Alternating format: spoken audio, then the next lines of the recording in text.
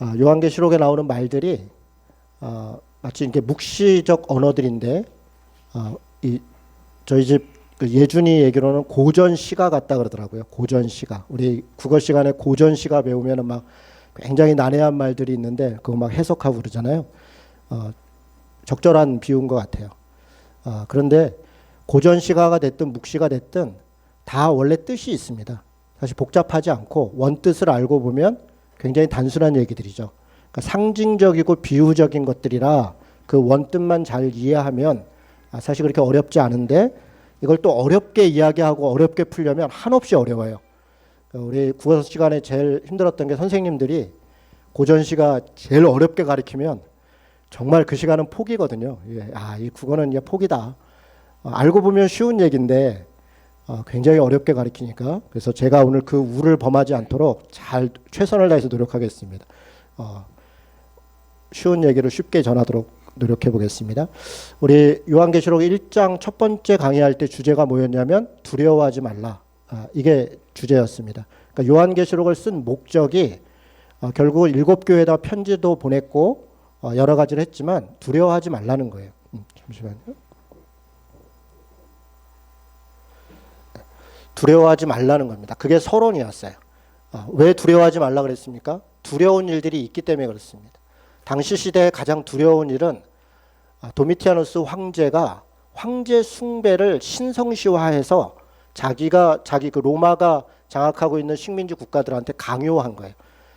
그러니까 이 신상에 절하냐 안 하냐는 단지 종교적인 문제가 아니라 정치적 문제였고 당시 경제적인 문제였습니다.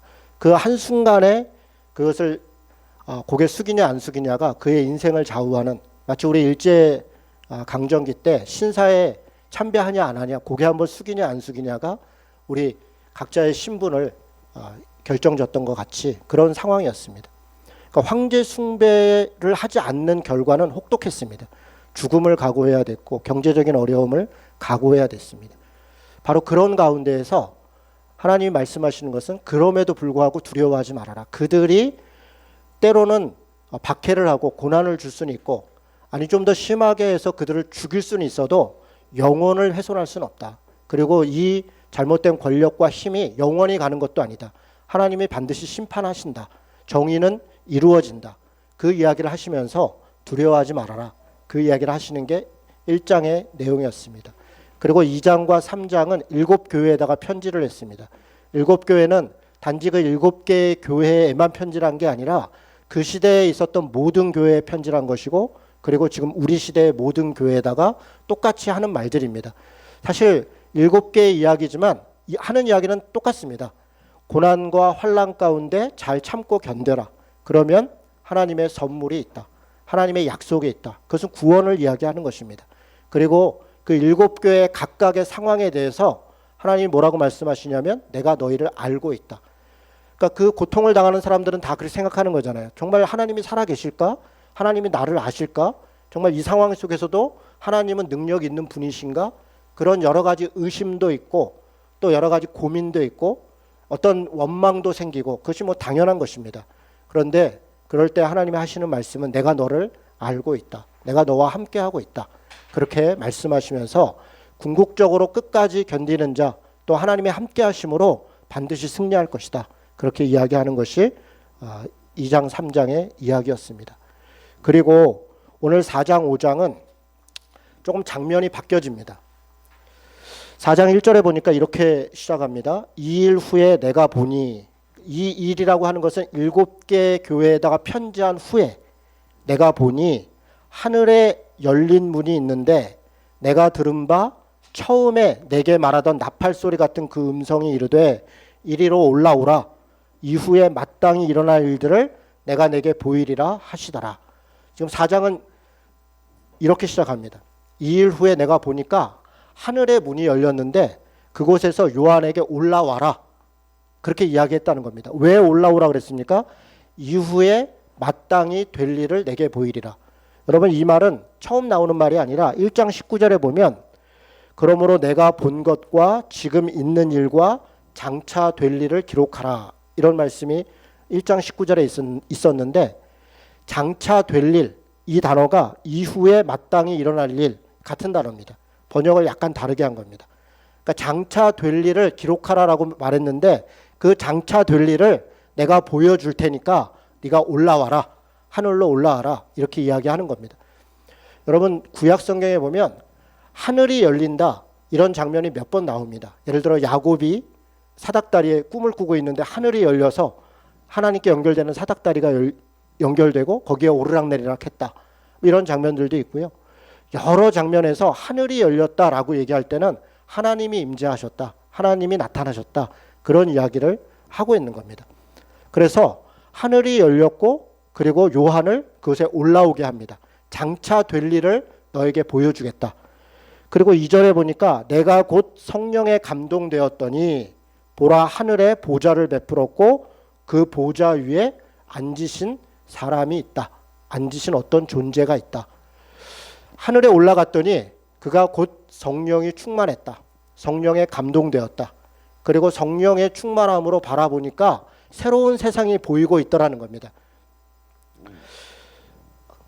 지금 요한이 하늘에 올라가서 본 것은 보좌입니다. 보좌. 여러분 보좌라는 말이 굉장히 이렇게 거룩한 말이고 낯선 단어인데 그냥 우리말로 그냥 쉽게 번역하면 거룩한 의자, 아니 뭐 더 쉽게 얘기하면 그냥 어떤 의자가 있더라.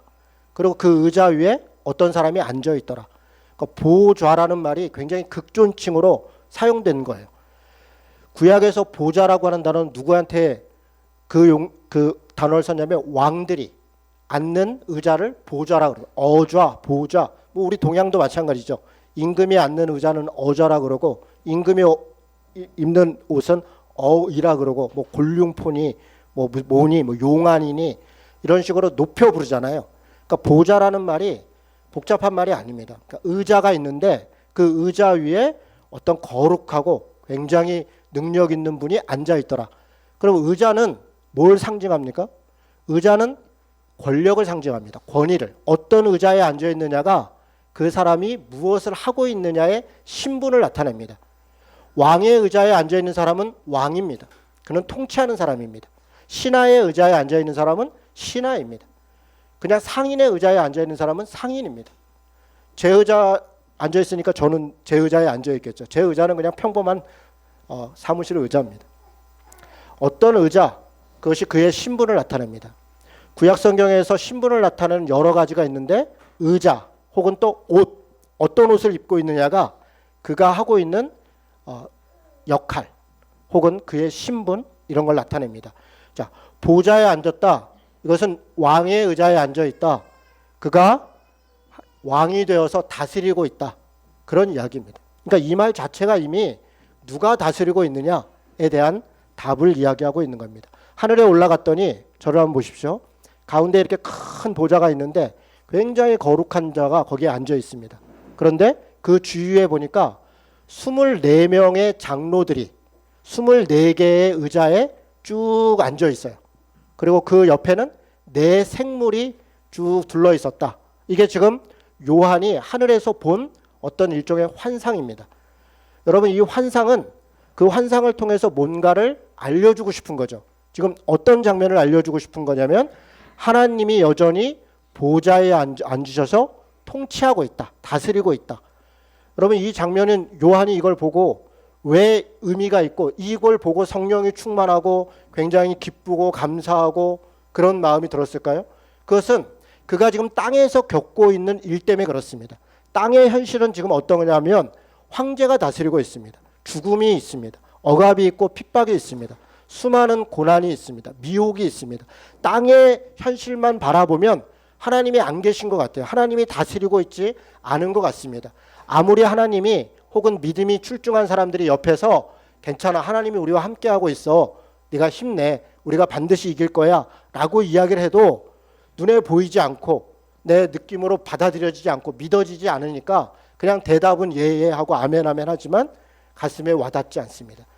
그렇게 절망 가운데 있고 그렇게 고민하고 있는 요한에게, 요한을 대표로 하는 그 성도들에게 하늘에서 시선을 바꿔보는 거예요. 하늘에서 한번 바라보는 겁니다. 자신이 갖고 있는 그 문제에서 떨어져서 그 문제를 바라보는 거예요. 땅을 내려다 보니까 땅에서는 보이지 않던 게 보이는 겁니다. 뭐가 보이는 겁니까? 하나님이 다스리고 있구나. 하나님이 통치하고 있구나. 지금 하늘에서 이 땅을 실제로 누가 다스리고 있는가를 볼 수 있도록 장차 또 이 땅에 다스리고 있는 이 혼란이 어떻게 될 것인가를 알려주는 것이 4장의 장면입니다. 여러분 24장로는 누구입니까? 뭐 이제는 뻔하죠. 장로는 구약에서 이스라엘에서는 각 지파의 어떤 부족의 장들을 장로라고 했습니다. 그러니까 여기서 장로들은 그냥 한 개의 부족을 대표하는 겁니다. 그런데 12지파인데 왜 24장로입니까? 구약의 백성들은 12지파이고 신약의 백성들은 12사도가 대표했습니다. 구약의 백성들은 이스라엘이라는 국가, 12지파라는 지파가 나라를 이루었고 그게 하나님의 나라의 모형이었습니다. 그러나 신약에 와서는 이스라엘이 더 이상 유대의 12지파가 아니라 하나님을 믿는 백성들입니다. 하나님을 믿는 사람들입니다. 그리고 그 하나님을 믿는 사람들을 대표하는 사람들은 권력으로서의 장로 혹은 무슨 왕 어떤 사람들이 아니라 12사도입니다. 하나님이 보내신 12제자들. 그 12제자와 같이 우리들도 하나님의 자녀이고 주님의 제자로 우리도 선택을 받은 것입니다. 그래서 그 대표인 것이 12사도, 그들이 12장로인 것이죠. 그래서 요한계시록에 나오는 24장로는 12 더하기 12. 그래서 구약의 백성들, 신약의 백성들. 그래서 모든 믿는 사람들을 대표하는 겁니다. 지금 하늘에서 모든 믿는 사람들이 다 하나님을 찬양하고 있더라. 그들이 이 땅에서는 고민하고 있는 겁니다. 황제를 숭배해야 될까? 돈을 따라가야 될까? 권력을 따라가야 될까? 과연 무엇을 따라가야 내가 살 수 있을까? 고민합니다. 그것은 눈에 보이는 권력이, 눈에 보이는 돈이 실질적으로 우리를 억압하고 있고 실질적으로 우리를 고민하게 하고 있기 때문에 그렇습니다. 그런데 하늘에서 그들이 결국은 돈과 권력과 어떤 제국적인 것이 아니라 하나님을 따라가게 될 것이다. 하나님을 찬양하게 되는 것이다. 그것이 신자의, 제자의 신분이다. 그것이 신자의 마땅한 도리이다. 그것을 보여주고 있는 겁니다. 그리고 그렇게 궁극적으로 승리할 것이다. 이야기하는 것입니다. 여러분, 내 생물이 있었다. 성경에서 4라는 숫자는 사방을 얘기합니다. 사방. 그리고 땅을 얘기합니다. 땅. 4라는 숫자는 대개 다 이 온 땅의 완전한 땅을 이야기합니다. 내 생물은 구약 성경은 두 가지로 예를 듭니다. 에스겔서에 보면 하나님이 마치 무슨 이렇게 이게 무슨 전차처럼 이렇게 하늘에서 쭉 내려오는데 그 사방에 내 생물이 있더라. 이쪽은 사자 같고 이쪽은 송아지 같고 이쪽은 사람 같고 이쪽은 독수리 같더라. 그렇게 에스겔서에 하나님이 내려오는데 그 사방에 있는 내 생물에 눈이 가득해서 그들을 보내서 하나님의 사람들을 돕더라. 에스겔서에 나오는 내 생물은 사방으로 내 땅으로 흩어져서 하나님의 사람들을 돕는 천사를 얘기합니다. 네 종류의 천사. 사자, 송아지, 독수리, 사람, 이것은 각각의 생물을 대표하는 겁니다. 당시에 짐승들을 대표하는 사자, 또 농경사회를 대표하는 송아지, 하늘에 나는 것을 대표하는 독수리, 그리고 사람, 이렇게 네 종류의 가장 힘센 종류를 형상으로 생각하는 겁니다.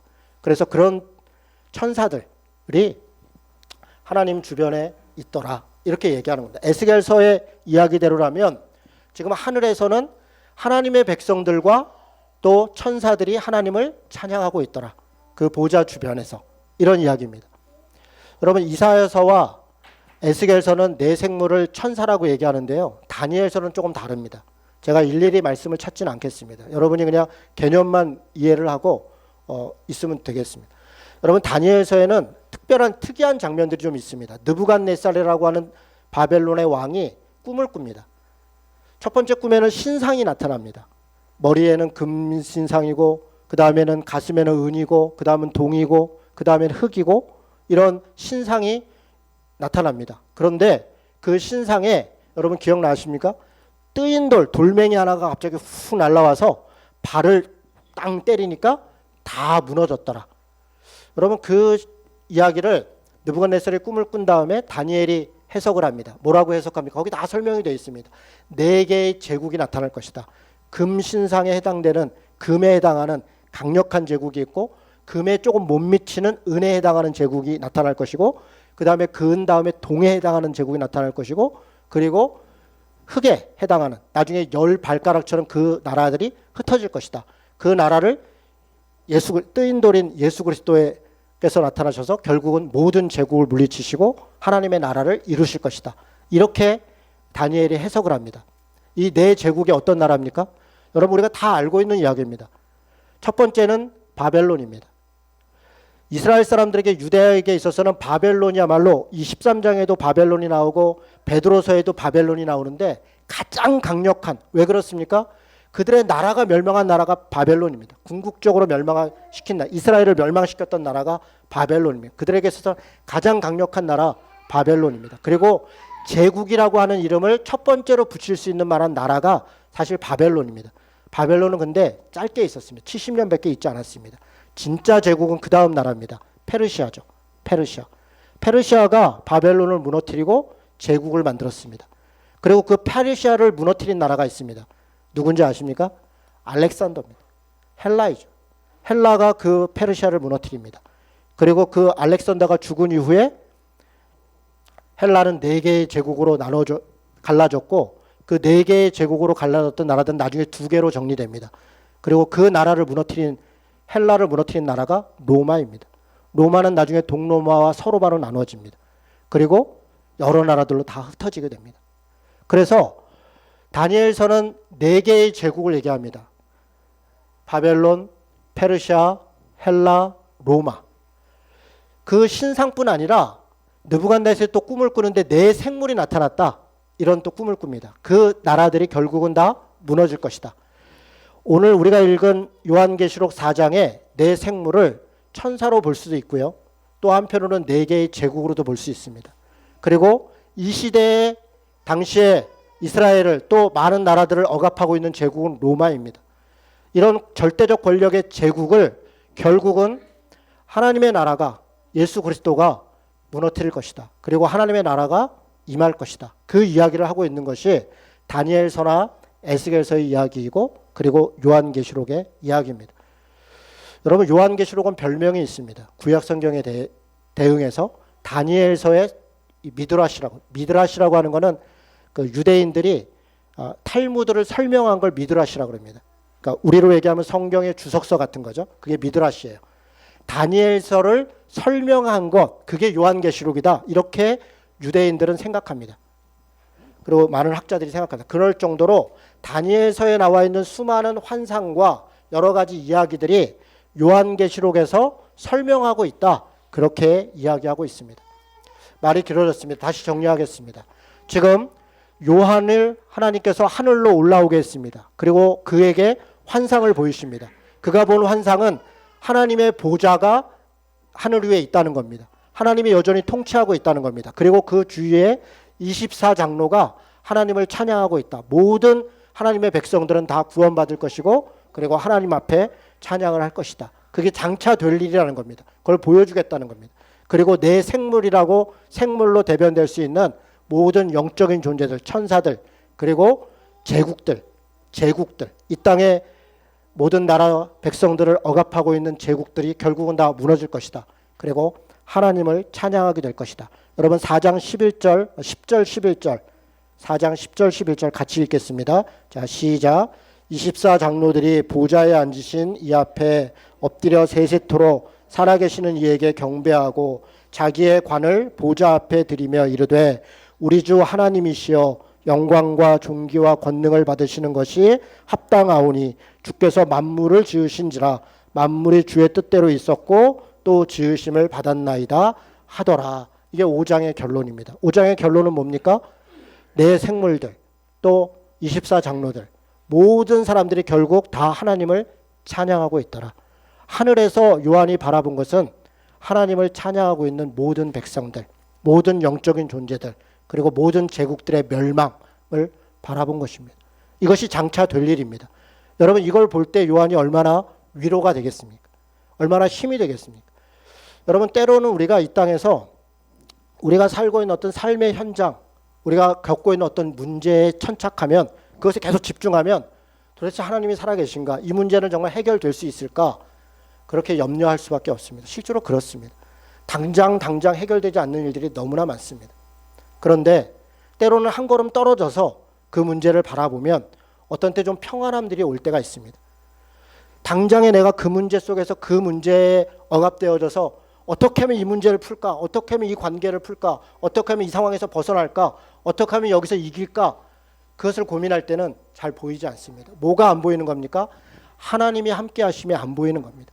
그곳에서 하나님이 나를 도우시려고 하고 한 걸음 떨어져서 그 문제에 맞닥뜨려서 그 문제에 고민하는 것이 아니라 하나님의 뜻이 무엇인가를 살펴보려고 하는 그런 한 걸음 떨어짐, 약간 낯설게 바라보는 것, 거리를 두고 쳐다보는 것, 저는 그것이 필요하다고 봅니다. 지금 요한에게 하나님이 지금 그것을 하고 있는 겁니다. 하늘에 올라와서 한 걸음 떨어져서 보라는 겁니다. 네가 지금 눈으로 보니 그 환상이 실제로 하늘에 있었던 어떤 모습을, 저는 이게 다 상징이고 비유라고 생각합니다. 이 장면들을 지금 요한이 보고 있는 이 땅의 교회들의 모습을 요한이 땅에서 바라볼 때는 억압과 착취와 여러 가지 혼란과 두려움과 이런 것들이 가득하지만 하늘에서 바라볼 때는 하나님이 여전히 그 교회들을 붙잡고 있더라. 7 촛대 사이에 거니시고 7 별을 붙잡고 계시더라. 그 장면을 한 걸음 떨어져서 바라보게 하시는 겁니다. 그래서 위로하고 다시 그 현장에 들어가서 싸울 수 있는, 저항할 수 있는 그런 용기를 주려고 주시는 말씀이 이 4장의 내용입니다. 여러분 5장도 간단하게 얘기하겠습니다. 5장 1절에 보니까 내가 봄에 보좌에 앉으신 이의 오른손에, 하나님이시죠? 하나님의 오른손에 두루마리가 있더라. 여러분 이 두루마리가 뭔가 뭐 별로 복잡하지 않죠. 두루마리 뭡니까? 성경이죠. 하나님의 말씀이죠. 이 두루마리가 하나님의 말씀이라는 거 구약에 어디에 나옵니까? 에스겔서에 나오죠. 에스겔서 우리가 묵상할 때도 봤었고요. 2장에서부터 보면 3장까지 작은 두루마리가 있었고 거기에 안과 밖에 글씨가 빼곡하더라. 그런데 에스겔서에는 이렇게 얘기합니다. 그 두루마리의 안과 밖에 쓰여져 있는 말씀이, 글이 애곡과 재앙과 눈물이더라. 굉장히 슬픔과 고난에 대한 경고의 이야기들이 거기에 가득하더라. 그런데 에스겔서에서는 이거를 누가 이 인을 이 봉인되어 있는 걸 풀고 이 말씀을 전할 수 있을까요? 라고 얘기할 때 하나님이 에스겔한테 그걸 먹어라. 그리고 네가 가서 전해라. 그래서 에스겔이 그 말씀을 먹고 가서 전합니다. 여러분 지금 그 장면을 그대로 가지고 온 겁니다. 하나님께서 지금 두루마리를 붙잡고 있어요. 그리고 안가백을 봤더니 7 인으로 봉인되어 있더라. 인이라고 하는 건 도장이죠. 7개 도장 찍은 것으로 테이핑되어 있더라. 묶여 있더라.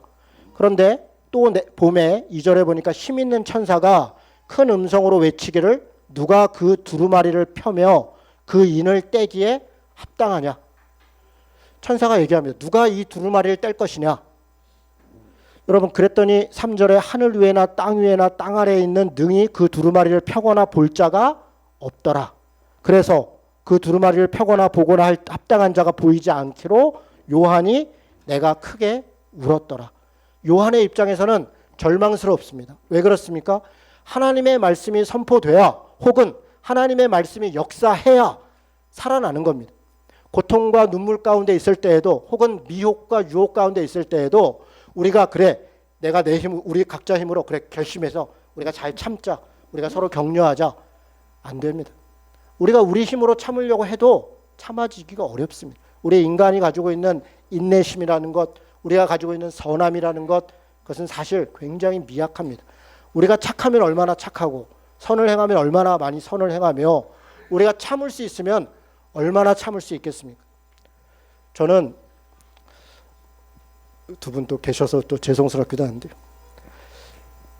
그러니까 이 고문당하는 사람들을 TV에서 보면요. 제가 지난번에도 한 말씀드렸던 것 같습니다. 저는 못할 것 같습니다. 차라리 그냥 한 번에 죽이면 그냥 죽을 것 같아요. 그런데 고문을 하면 저 못 참을 것 같습니다. 그래서 저는 계속 상상을 해봅니다.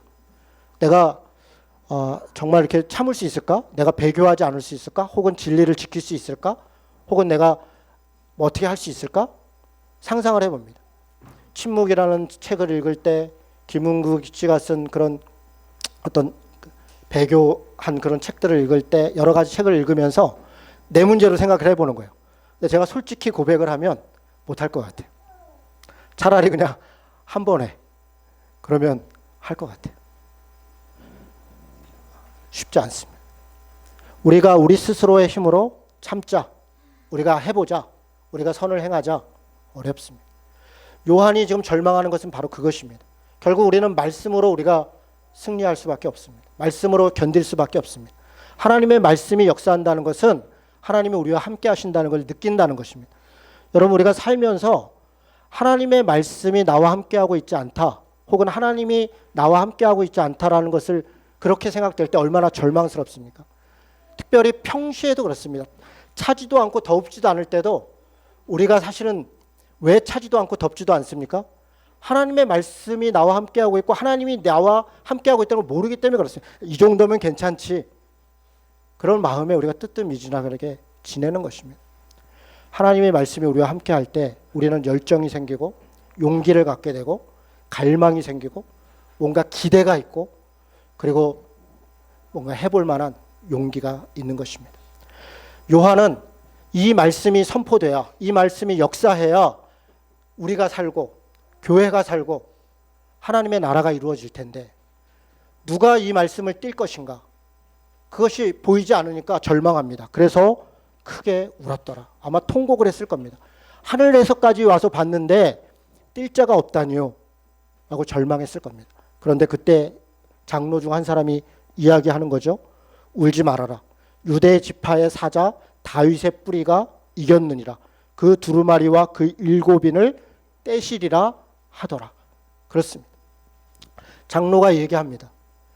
유대 지파의 사자. 이때 사자는요, 1장에 나와 있는 사자는 보낸 사람, 그러니까 대리자.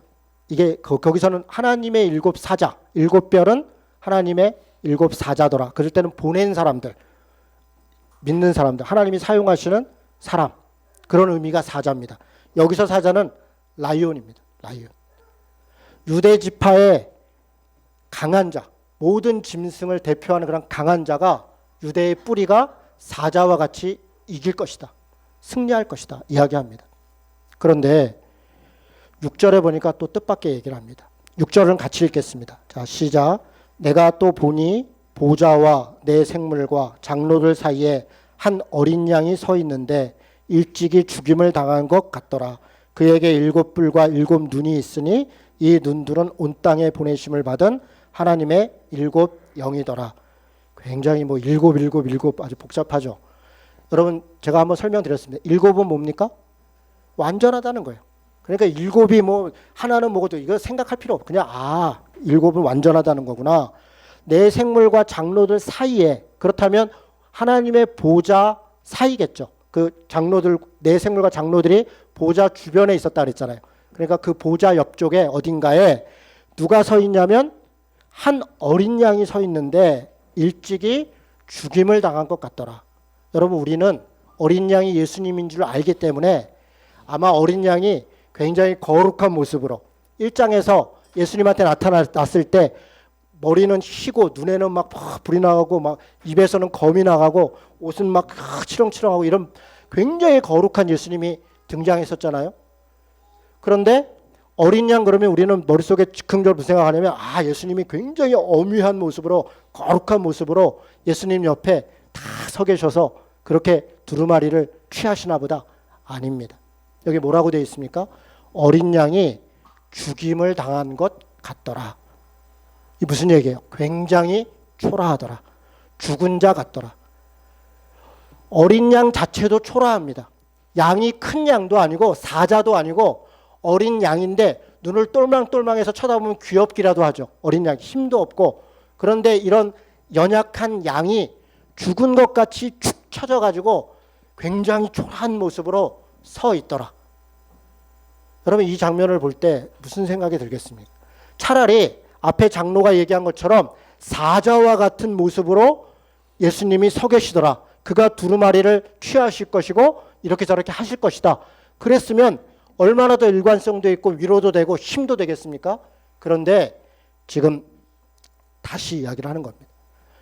분명히 사자와 같은 그런 분이시지만 그러나 그 모습은 어린 양이 죽은 자와 같이 그렇게 연약하게 있더라. 그러나 연약하게만 있는가? 그에게 7뿔이 있더라. 성경에서 뿔은요, 구약의 다니엘서의 권세를 얘기합니다.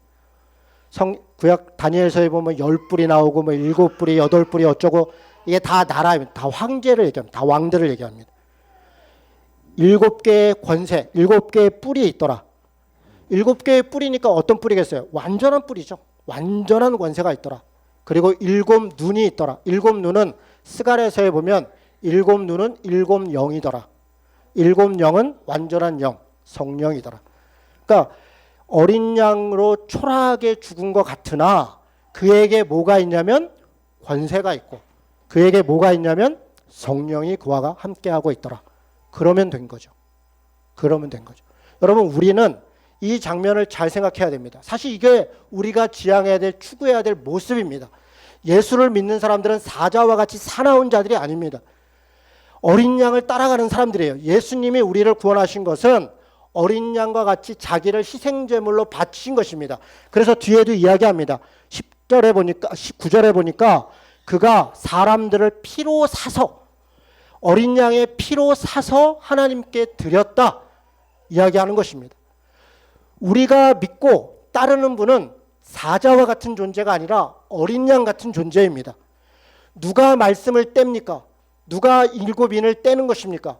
어린 양 같은 예수님이 떼는 것입니다. 무엇으로 뗍니까? 자기의 피로 떼는 겁니다. 그 피가 뭡니까? 희생입니다. 양보입니다. 손해입니다. 박해를 받는 것입니다. 십자가를 지는 것입니다. 좁은 길을 가는 것입니다. 그게 예수님께서 우리를 구원하신 방법입니다. 바로 거기에 하나님의 능력이 있다는 것이고 거기에 성령이 함께하고 있다는 것입니다. 여러분, 이 말이 당연합니다. 만약에 사자와 같이 능력 있는 자라면 그에게 무슨 능력이 또 필요하겠습니까? 그 스스로가 능력이 있는데 왜 권세가 필요하겠습니까? 그에게 하나님의 권세가 필요한 것은 권세가 없는 자이기 때문에 그렇습니다. 그에게 성령이 필요한 이유는 성령이 없기 때문에 그렇습니다. 연약한 자이기 때문에 누군가의 도움이 필요하기 때문에 그렇습니다. 여러분, 어린 양이 바로 그런 자이라는 것입니다.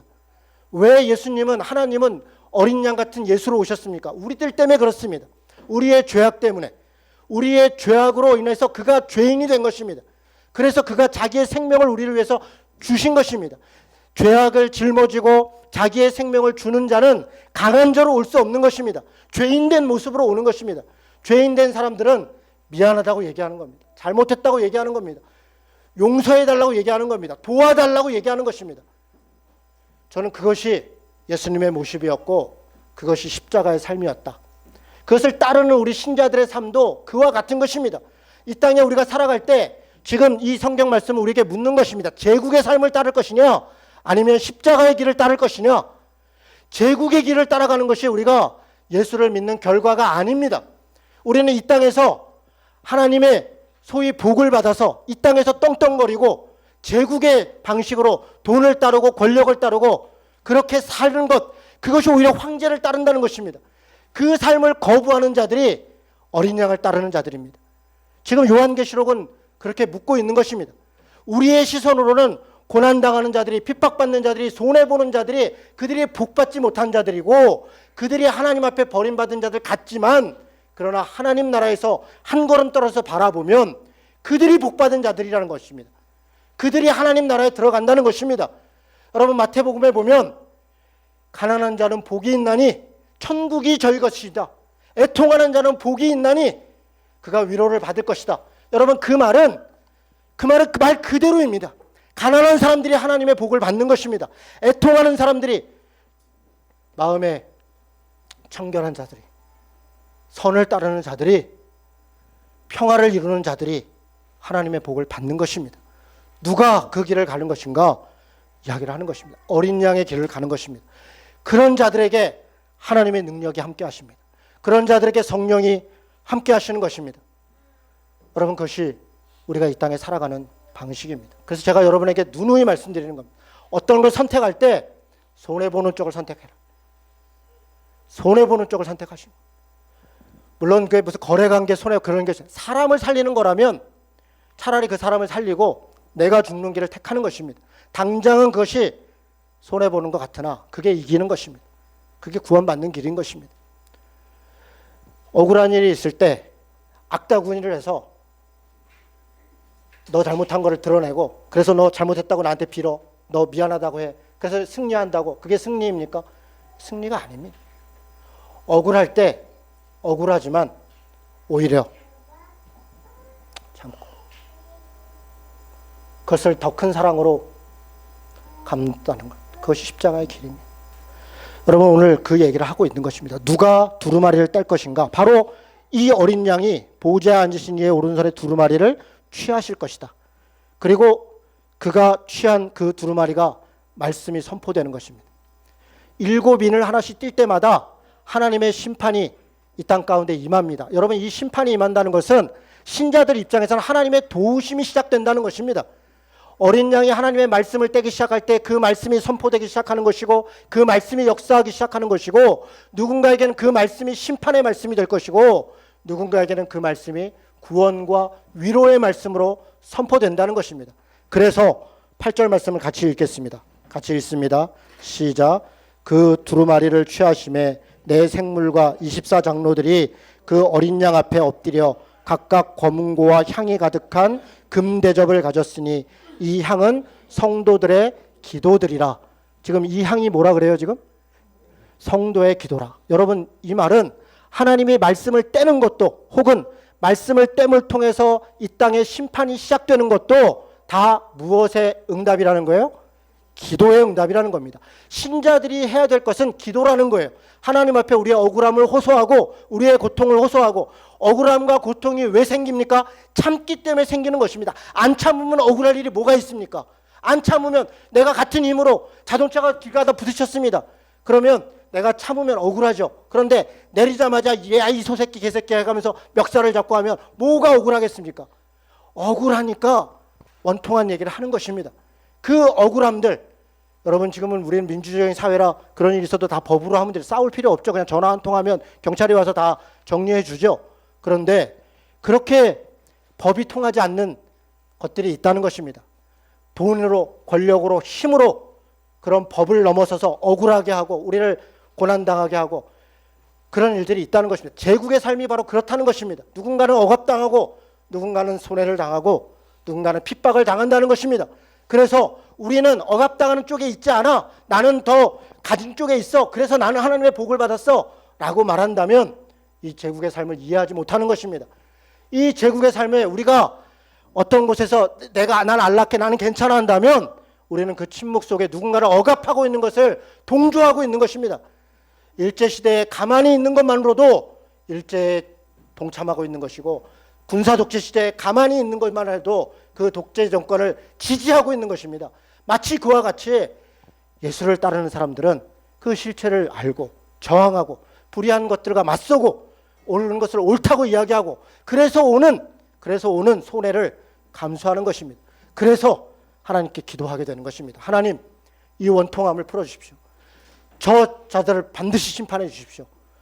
이 억울함을 그 호소함들이 그것이 하나님께 올라가서 그것이 하나님 앞에 심판이 된다는 것입니다. 여러분 세상은 길게 보면요. 우리 대한민국은 참 감사하게도 늘 그렇지는 않지만 우리 대한민국은 저는 짧은 시간에 나라도 크게 경제적으로 부흥했지만 정의도 크게 발전했다고 생각합니다. 정의도, 민주주의도 마찬가지고요. 교회도 마찬가지입니다. 교회가 지금 굉장히 부패해 있지만 20년 전보다는 훨씬 괜찮아졌습니다. 정말입니다. 처음에 2000년대 초반에 우리가 세습 반대를 얘기할 때는요. 다 미친놈이라고 그랬습니다. 아니 교회가 목회자가 된다고 그러고 그게 왜 아들이라고 왜 안 돼? 다 그렇게 생각했습니다. 세습 반대를 얘기할 때 정말 다 미친놈이라고 그랬습니다. 제가 충영교회 앞에서 소망교회 앞에서 광림교회 앞에서 시위를 할 때 당시에 지지하는 사람들이 거의 없었습니다. 몇 명의 사람들만이 그냥 이야기했습니다. 지금은 비록 세습도 일어나고 재정 횡령도 일어나지만 많은 신자들이 지금 이렇게 생각합니다. 그건 잘못된 거야. 그걸 잘못됐다고 사람들이 다 압니다. 그래서 함부로 못합니다. 지금은 다 눈치를 봅니다. 이만큼 발전한 것입니다. 처음에는 그 신자들조차도 무엇이 옳은지 그른지 몰랐단 말입니다. 20년 전에는. 지금은 그걸 옳고 그름을 논하는 것 자체가 별로 의미가 없습니다. 아직도 그게 옳다고 생각하는 사람들은 그냥 양심에 화인 맞은 것입니다. 더 이상 생각하기를 멈춰버린 것입니다. 그런 사람들 외에 정말 교회도 발전했고 민주주의도 발전했습니다. 시간이 지날수록 이 발전이 그러면 누구로부터 온 것입니까? 가만히 있는 사람들 때문에 생긴 것이 아닙니다. 하나님이 누구의 기도를 들으시면서 우리나라가 민주화되었고 우리나라가 해방되었고 우리 교회가 이만큼 발전한 것입니까? 누군가가 희생을 감수하면서 저항한 것입니다. 옳다고 하는 목소리를 낸 것입니다. 그런 사람들이 우리 사회 곳곳에 있는 것입니다. 각각 분야마다 있는 것입니다. 자기의 손해를 감수하면서 누군가가 그 싸움을 했기 때문에 각각의 분들이 발전한 것입니다. 저는 우리 성도들이, 우리 교회 신자들이 여러분의 삶에 대해서 그런 역할을 계속 감당해 주기를 바랍니다. 우리 성도들이 각자의 직장의 자리에서 공평과 정의를 이루고 사랑과 평화를 나누는데 저는 좀 저항했으면 좋겠습니다. 안락하게 있어서 잘 승진했다. 그것이 우리 안에 감사가 아니라 저항했다. 싸웠다. 바른 일을 위해서 우리가 희생을 감수했다. 저는 그런 간증들이 우리 교회에 좀 많았으면 좋겠습니다. 저도 그렇게 하겠습니다. 저도 제가 가지고 있는 것을 포기하는 걸 통해서 그래서 하나님이 인도하셨다. 그런 간증을 여러분 앞에 많이 하도록 하겠습니다. 말씀을 마치겠습니다. 여러분 지금 요한은 이 땅에 요한뿐 아니라 많은 신자들은 이 땅에 정말 너무나 고통 가운데 어찌할지 모르는 고통 가운데 있습니다. 그런데 하나님께서 요한을 하늘로 부르시는 것, 다른 시선으로 바라보도록 하는 것입니다. 그렇게 바라보니까 요한이 본 것은 하나님이 여전히 통치하고 있구나. 그리고 어린 양의 그 죽음 당하신 어린 양의 그 피가 우리를 구원하시겠구나. 그것이 장차 될 일입니다. 여러분 장차 될 일에서 신천지에서 혹은 우리 교회들 뭐 어쩌고 해서 뭐 무슨 환란이 있고 무슨 전쟁이 있고 그게 장차 될 일이다. 미래 다 개소리입니다. 정말로. 장차 될 일은 딱 두 가지입니다. 하나님이 통치하고 있다. 어린 양이 우리를 구원하실 것이다. 그게 장차 될 일입니다. 앞으로 지금 16장부터 22장까지 얘기하는 게 다 똑같습니다. 다 똑같은 얘기입니다. 악한 권세들, 이 땅의 권력들 하나님의 앞에 반드시 심판받을 것이다. 그리고 하나님은 그 어린 양의 피로 우리를 반드시 구원하실 것이다. 그러니 우리도 그 믿음으로 그렇게 살아가자. 그것이 요한계시록의 이야기이고 처음부터 끝까지 다 같은 이야기를 하고 있는 것입니다. 이번 한 주간도 이 믿음으로 정말 주님 안에서 저항하며 싸우며 승리하시는 신자들 되시기를 주님의 이름으로 축원합니다. 아멘.